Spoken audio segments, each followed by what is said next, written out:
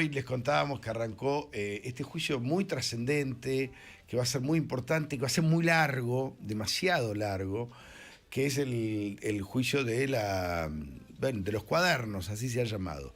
Vamos a hablar con María Eugenia Talerico. Ella, ustedes la conocen porque acaba de ser candidata, y fue vicepresidenta de la Unidad de Investigación Financiera durante muchos años, entre el 2016 y 2020, creo que digo bien, y una de las impulsoras, de hecho, de la investigación. María Eugenia, ¿cómo andás?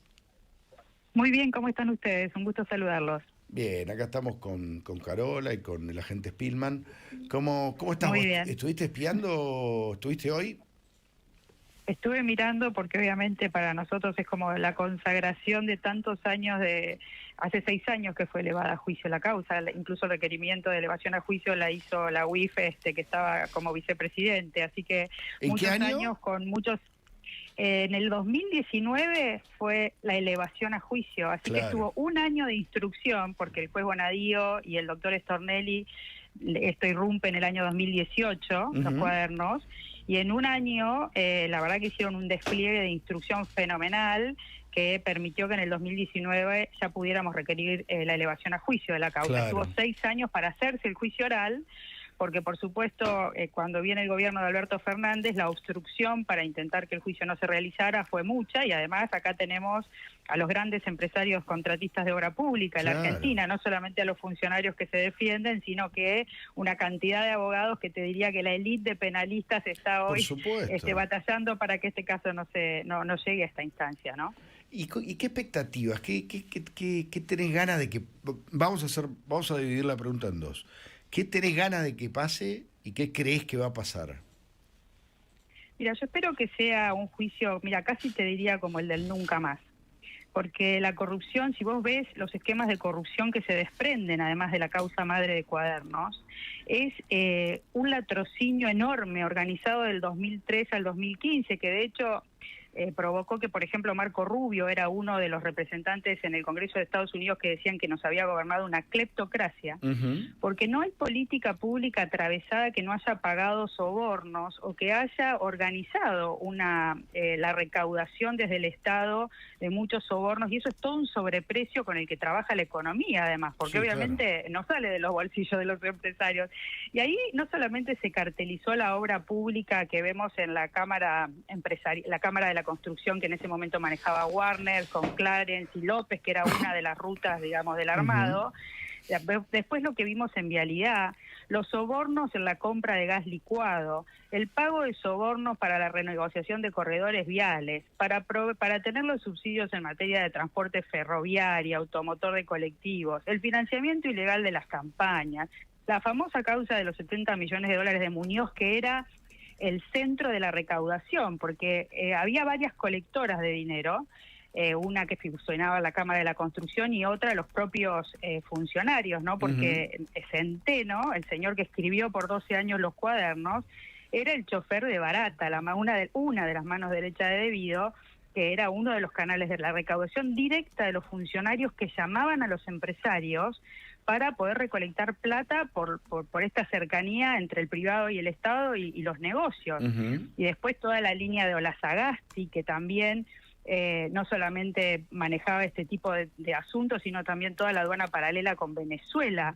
O sea, ha sido ver hoy en Cuadernos, que es una de las causas, a toda este entramado corrupto que se llevó tantos años de la Argentina, es un triunfo de la justicia. La causa la trataron de desarmar muchas veces con la operación en Dolores, una causa que no sé si te acordás, había escuchas en el penal de Seiza donde Valdés, un encubrado diputado, tenía los datos de que un juez se había prendido la operación Puf Puf y que desde la causa de los cuadernos iban a atacar al fiscal, desde la causa de Dolores iban a atacar al fiscal Stornelli. Sí. Después la oficina de testigos protegidos, ni bien asume Alberto Fernández, se la pasan a Mena, o sea, era el lobo, ¿no? En el gallinero con todos los arrepentidos, a cargo de esa oficina que le trasladaron a Martín Mena, mano derecha de Cristina Kirchner.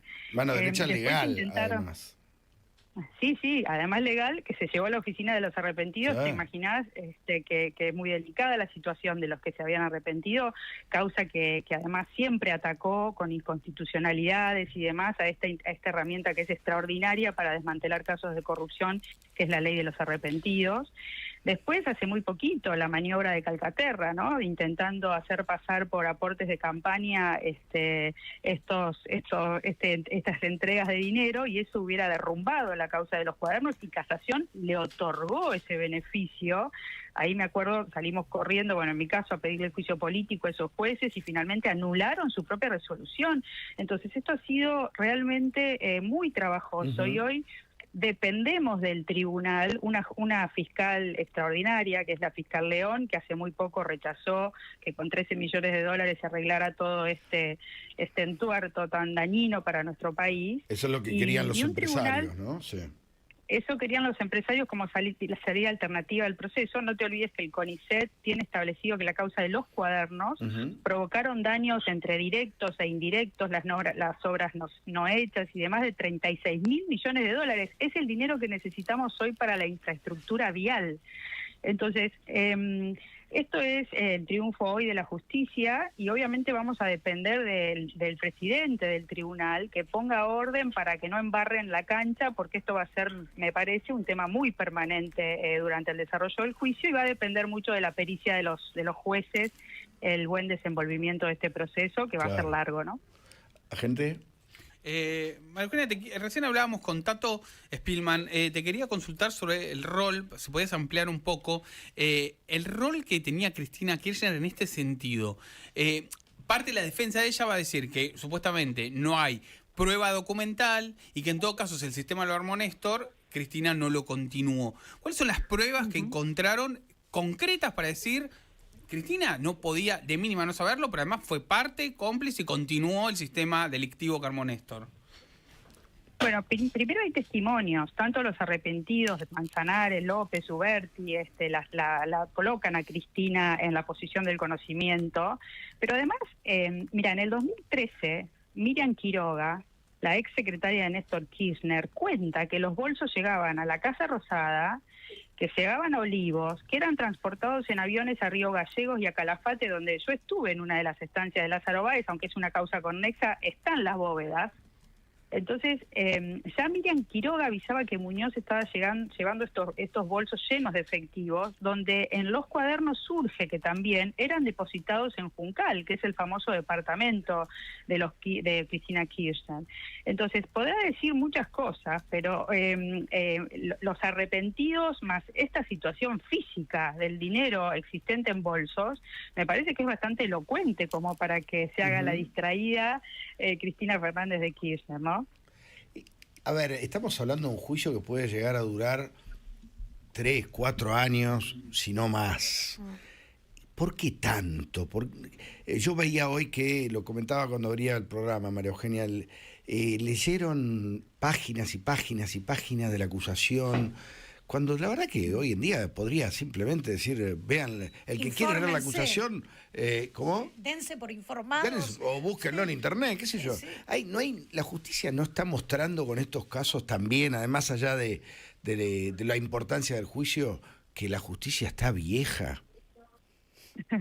La verdad que un poco sí, porque además te imaginas que a esta altura, si te dije que hace 6 años están tratando de hacer el juicio oral sobre la base de los requerimientos que estamos leyendo, quiere decir que hace 6 meses los están impugnando y están bastardeando, obstaculizando el avance del proceso, con lo cual, claro que los conocen. Y el problema es que la forma a veces hacia el fondo en el proceso penal, y después le vas a dar lugar a que interpongan nulidades, ¿no? Entonces, deberían quizás hacer alguna audiencia ordenatoria a ver si las defensas se ponen de acuerdo, que no lo van a querer, porque obviamente cuanto más tiempo y más dilación hace que el desgaste llegue a todos y que la gente, por ejemplo, se canse de escuchar, que sería muy interesante escuchar realmente lo que nos ha pasado.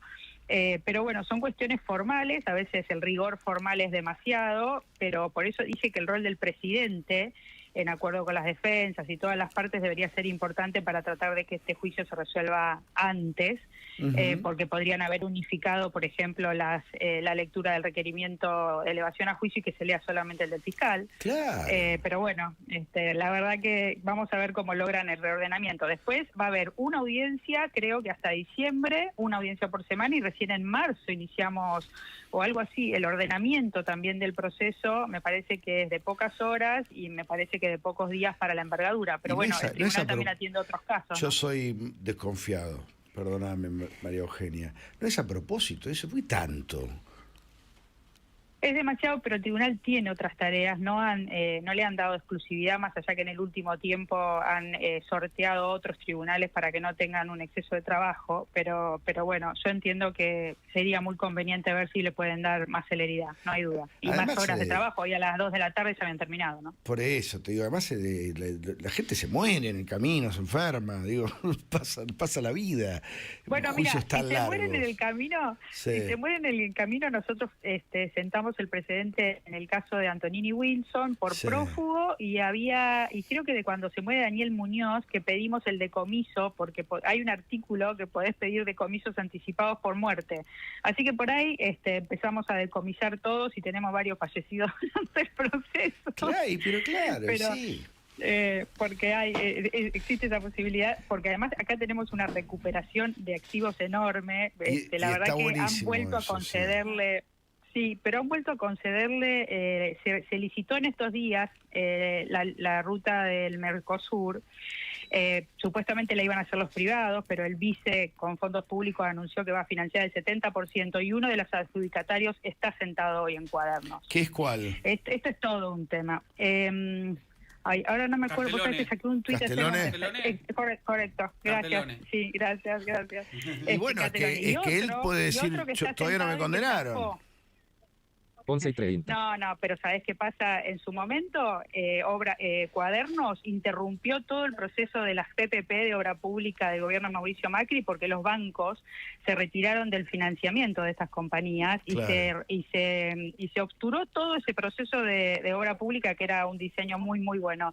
La verdad, hacer con estas empresas, seguir haciendo obra pública con estas empresas, me parece que no es una buena señal, porque no, hay que sanearlas y porque están en un proceso de corrupción donde el grado probatorio es muy alto. Si te elevaron a juicio, ya la semiplena prueba es bastante importante, ¿no? No, por supuesto, pero sin duda. Pero digo, esto por ahí explica también que las cosas las estiren, porque mientras tanto siguen haciendo plata.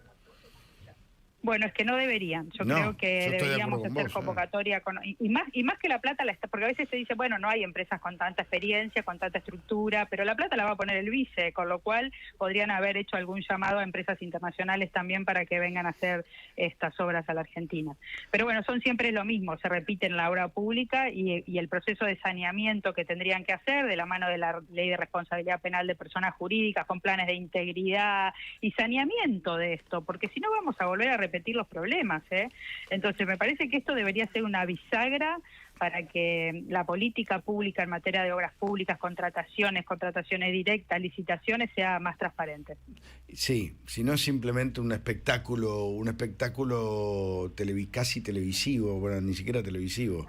Pero es un Y la verdad que un contratista tenga una licitación nueva en este escándalo de corrupción sin igual, es el caso de corrupción, digamos, el juicio de corrupción más grande que vamos a ver.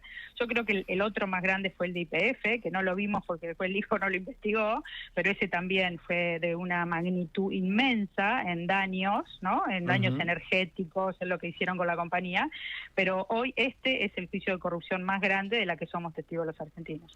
Gracias, María Eugenia, un beso, nos vemos. A ustedes, que tengan buenas tardes. María Eugenia Talerico, una de las denunciantes del juicio, de este tan trascendente juicio, a mi gusto demasiado largo. Veremos, ojalá que llegue a buen puerto, ya venimos. Volviendo a casa, por Mitre.